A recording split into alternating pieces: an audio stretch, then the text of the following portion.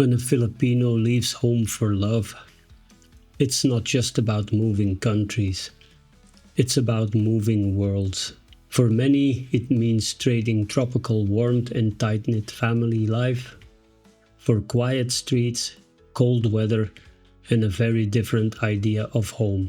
In this video, we'll explore what really happens when a Filipino spouse moves abroad. The homesickness, the identity shifts, the challenges, and the beautiful ways love can bridge those gaps. It often starts with excitement, a new country, new opportunities, a new life with the person you love. But once the honeymoon period fades, the silence hits. No cousins next door, no karaoke on Sundays, no smell of home-cooked adobo from the neighbor's kitchen. For many Filipinos abroad, that's when the homesickness begins. And it's not something you can cure with video calls alone. In the Philippines, warmth is the default. Neighbors drop by, strangers smile, families eat together, even extended ones. But in many Western countries, people value privacy more than togetherness. The house next door might stay quiet for years, and even family visits are planned weeks in advance. To a Filipino spouse, that can feel like emotional distance. Add to that the weather, cold, dark winters, and suddenly the excitement of moving abroad can turn into quiet sadness. Many Filipinos abroad face another challenge: starting over. You might be a professional back home, a teacher, a nurse, an engineer, but when you move abroad, your credentials might not count right away. You have to study again, take exams, or start in lower positions. That can be hard on self-esteem. Some even feel they've lost part of who they are. One Filipino nurse in Germany told, "I cared for people back home, but here I had to take care of myself first, just to survive." Then there's communication. Filipinos often express love through actions, like cooking, helping, being present. But in some Western cultures, people show love through words or space.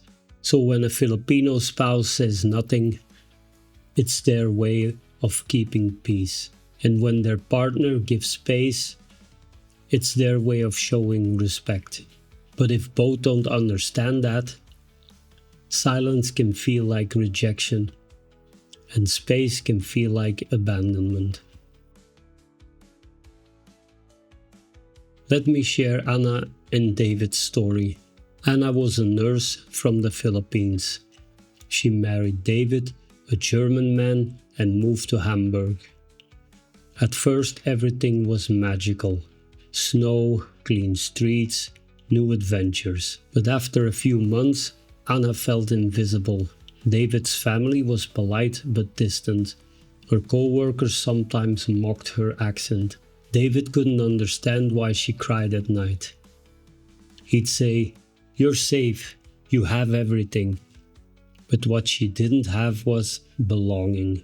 Everything changed when they joined a cultural orientation class. David learned that in Filipino culture, being surrounded by people isn't just social, it's emotional survival. He began bringing her to gatherings, even learned to eat rice every meal. Anna got her nursing license recognized and finally felt at home again.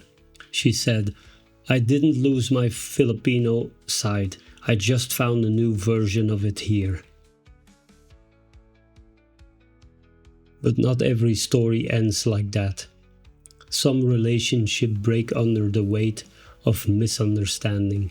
When homesickness turns into resentment, When one partner controls the money or decisions, when love becomes survival, not partnership, things fall apart. And it's rarely because they didn't love each other. It's because they didn't learn each other's emotional language. So what makes cross-cultural love succeed? It's three things. Understanding. Learn your partner's culture, not just their habits, but what shapes their heart. Equality. Share decisions, money, and respect. Both need to feel safe. Community. No one thrives in isolation. Filipino spouses abroad need people, laughter, and connection. Because love across borders isn't about losing who you are. It's about expanding who you can be together. If you're a Filipino living abroad or in love with someone who is, know this: the struggle is real, but so is the beauty. Home isn't always a place.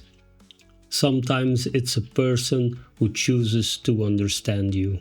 Thanks for watching. In part 3, we'll look at what happens when cross-cultural love doesn't work out, and the hard lessons it leaves behind.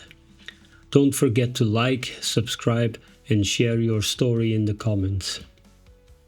Because every love story teaches someone else how to love better.